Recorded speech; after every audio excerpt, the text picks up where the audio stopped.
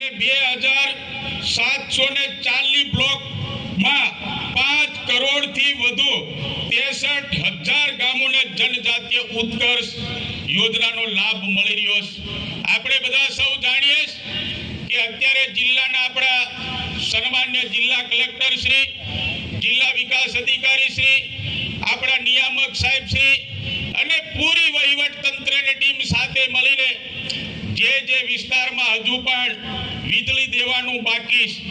એવા ફળિયાને વીજળી આપવા માટે ધરતી આંબા જન ઉત્કર્ષ યોજનાની અંદર આપણને આશીર્વાદો પ્રાપ્ત થયા છે। જનજાતીય સમાજો માટે શિક્ષણ વ્યવસ્થા સારી બનાવવા માટે દેશના પ્રધાનમંત્રી મોદીએ ચાલની જેલી એકલવ્ય મોડેલ આવાસીય સ્કૂલનું ઉદ્ઘાટન કરીને 2800 કરોડ રૂપિયાથી વધુ ખર્ચથી 25 EMRS ની આધારશિલા મૂકી। 75,800 થી વધુ PVTG ના ઘરોનું વિદ્યુતીકરણનો લાભ પણ આપણા આદિવાસી વિસ્તારમાં આપવામાં આવ્યો છે। આપણે બધા સૌ જાણીએ કે ખેડૂત પ્રધાન સન્માન નિધિ અહીંયા બેઠેલા કોઈએ પણ આપણે દેશના પ્રધાનમંત્રી નરેન્દ્રભાઈ મોદી સાહેબને આપણે પત્ર નથી લખ્યો, પરંતુ દેશના પ્રધાનમંત્રી નરેન્દ્રભાઈ મોદી સાહેબે દરેક ખેડૂતોના ખાતામાં વર્ષના 6,000 રૂપિયા જમા થાય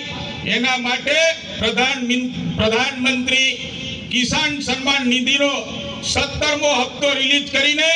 12.33 કરોડ ખેડૂતોને અત્યાર સુધીમાં 3 લાખ કરોડ રૂપિયા આપીને આપણને ખેડૂત સન્માન નિધિમાં આશીર્વાદ દેવાનું કામ દેશના પ્રધાનમંત્રી નરેન્દ્રભાઈ મોદી સાહેબે આપણને કર્યું છે। આપણે બધા સૌ જાણીએ અત્યારે આપણે કેડી ભગત સાહેબ સખી મંડળોની વાતો કરતા હતા। દેશના પ્રધાનમંત્રી નરેન્દ્રભાઈ મોદી સાહેબે 11 લાખ નવી લખપતિ દીદીઓને પ્રમાણપત્ર આપીને 1 કરોડથી વધુ લખપતિ દીદીઓને દર વર્ષે 1 લાખ રૂપિયાથી વધુની કમાણી કરી શકે એવા પ્રકારના આશીર્વાદ દેશના પ્રધાનમંત્રી નરેન્દ્રભાઈ મોદી સાહેબે આપણને દીધા છે। 5,000 કરોડ રૂપિયાની બેંક લોન જાહેર 2.35 લાખ SHGS ના 25.8 લાખ સભ્યો એનો લાભ લીધો છે। મુદ્રા લોનમાં આપણે બધા સૌ જાણીએ પેલા 10 લાખ રૂપિયા સુધીની લોનો આપણને પ્રાપ્ત થતી હતી,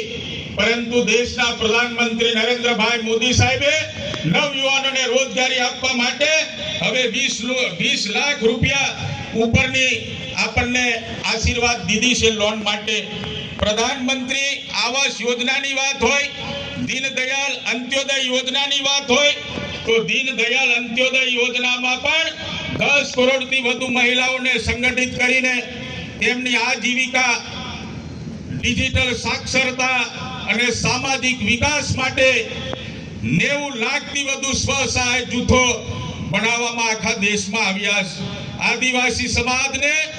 સશક્ત કરવા માટે પ્રધાનમંત્રી વનબંધુ કલ્યાણ યોજના આપણે બધા સૌ જાણીએ છીએ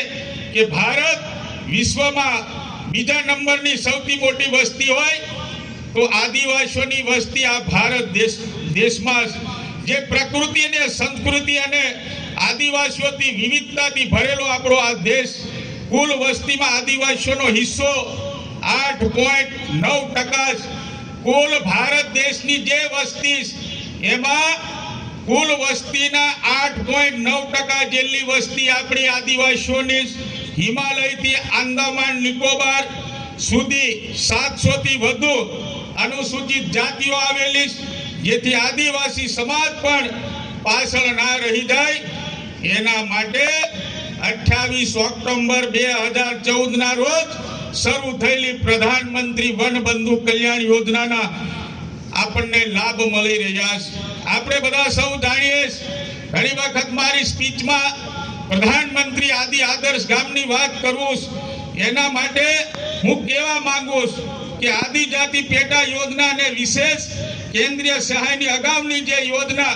પ્રધાનમંત્રી આદિ આદર્શ ગ્રામ યોજના ના નામથી આ અમરેલા યોજનામાં સામેલ કરવામાં આવી હતી। પાયાની સુવિધાઓ પૂરી પાડવા માટે 36,428 ગામોને માર્ગ સાથે જોડીને મોબાઈલ સાથે ઇન્ટરનેટ સાથે જોડીને આપણને દેશના પ્રધાનમંત્રી નરેન્દ્રભાઈ મોદી સાહેબે આશીર્વાદ દીધા છે।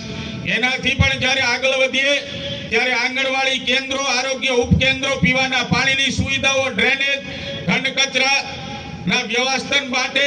દરેક ગામને 20.38 લાખ રૂપિયા દેવાનું કામ દેશના પ્રધાનમંત્રી નરેન્દ્રભાઈ મોદી સાહેબે કર્યું, જેના કારણે મારી ગ્રામ પંચાયતમાં આવતી શાળાઓ હોય, આંગણવાડી કેન્દ્રો હોય કે અન્ય કોઈ બીજી પેટા આરોગ્ય કેન્દ્રની વ્યવસ્થાઓ હોય, ત્યાં દેશના પ્રધાનમંત્રી નરેન્દ્રભાઈ મોદી સાહેબ દ્વારા પ્રાથમિક વ્યવસ્થા થવાની છે। 2025 ને 26 સુધીમાં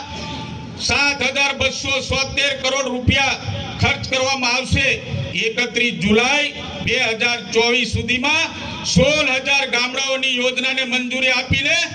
2,283 કરોડ રૂપિયા આદિ આદર્શ ગામમાં ફાળવીને આપણને આખા દેશમાં આશીર્વાદ દેવાનું કામ દેશના પ્રધાનમંત્રી નરેન્દ્રભાઈ મોદી સાહેબે આપણને દીધું છે। આપણે બધા સૌ જાણીએ કે કવાંટ વિસ્તાર ખૂબ અંતરિયાળ વિસ્તાર, ડુંગરાળ વિસ્તાર, પ્રકૃતિને સંસ્કૃતિમાં રહેતો મારો આદિવાસી વિસ્તાર માટે ભૂતકાળોની સરકાર શું વ્યવસ્થા આપી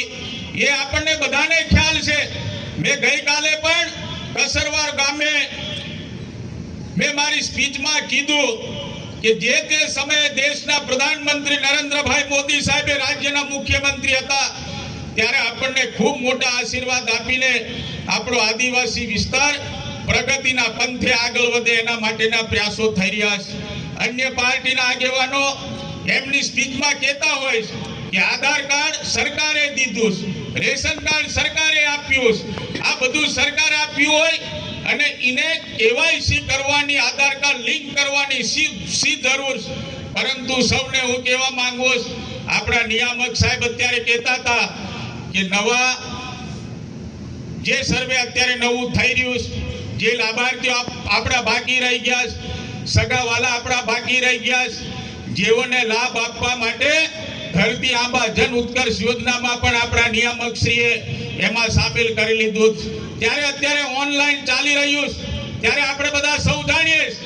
કે અન્ય પાર્ટીના લોકો સાથે આપણે સંકળાઈને આધાર કાર્ડ લિંક કર્યું નથી, રેશન કાર્ડ કેવાયસી નથી, જોબ કાર્ડ કરાવ્યું નથી, તો એ બધી વ્યવસ્થા તો સાહેબ કરવાના। પરંતુ હું કહેવા માંગુ છું, જેમ આપણે બંદૂકનું લાયસન્સ લઈએ અને બંદૂકનું લાયસન્સને રિન્યુ કરવા માટે જવું પડે, એનો સમય થાય ત્યારે, અને જો રિન્યુ ના કરાય તો આપણા પૈસાથી બંદૂક લીધી હોય પરંતુ લાયસન્સ રદ થાય એટલે બંદૂક પોલીસ સ્ટેશનમાં જમા કરાવી પડે। હવે પરિસ્થિતિ આપણી એવી કે આપણે અન્ય પાર્ટીના આગેવાનોની વાતોમાં આવવાના કારણે આપણું આધાર કાર્ડ લિંક નથી। હવે જ્યારે સર્વે કરવા માટે તલાટી કમ મંત્રી શ્રી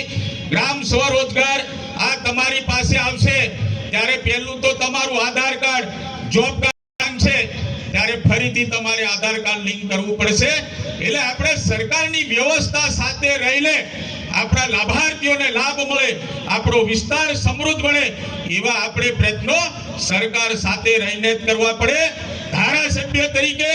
મારે પણ નરેન્દ્રભાઈ મોદી સાહેબની જે સ્ટ્રેટેજી આપી હોય, જે માર્ગદર્શન હોય, જે પ્રક્રિયા હોય, એ પ્રક્રિયામાં રહીને જ મારા વિસ્તારના આદિવાસી ભાઈઓને પ્રધાનમંત્રી આવાસ યોજનાનો લાભ દેવાનો છે। અન્ય પાર્ટીના આગેવાનો પણ આ ગુજરાત રાજ્યમાં જ વસે છે,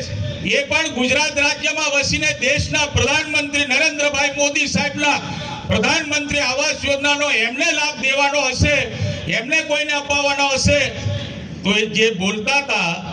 એમને પણ આધાર કાર્ડ લિંક કરવું પડશે, રેશન કાર્ડ કેવાયસી કરવી પડશે, એમાં કોઈ શંકાનું સ્થાન નથી। એટલા માટે સૌને મેં વિનંતી કરું, આપણે બધા સાથે મળીને સરકારની સિસ્ટમ સાથે, સરકારના માર્ગદર્શન સાથે જોડાઈને આપણે સૌ બધા સરકાર સાથે રહીને આપણે લાભાર્થીઓને લાભ અપાવીએ એવી સૌને મારી વિનંતી છે। જ્યારે નિયામક સાહેબ આપણી સૌની વચ્ચે ઉપસ્થિત ત્યારે જે તે સમયે રિમૂવ કરવાની સત્તા તાલુકા પંચાયતને હતી, ત્યારે મારું પોતાનું જોબ કાર્ડ હોય, એ જોબ કાર્ડ અન્ય કોઈના આધાર કાર્ડ સાથે લિંક હોવાના કારણે ક્યાંક જે તે સમયે થોડી ઘણી ગરબડ પણ થઈ, કારણ કે બેંક આધારિત અને પોસ્ટ આધારિત પેમેન્ટ થવાના કારણે ક્યાંક વ્યવસ્થાઓ ખોરવાઈ હતી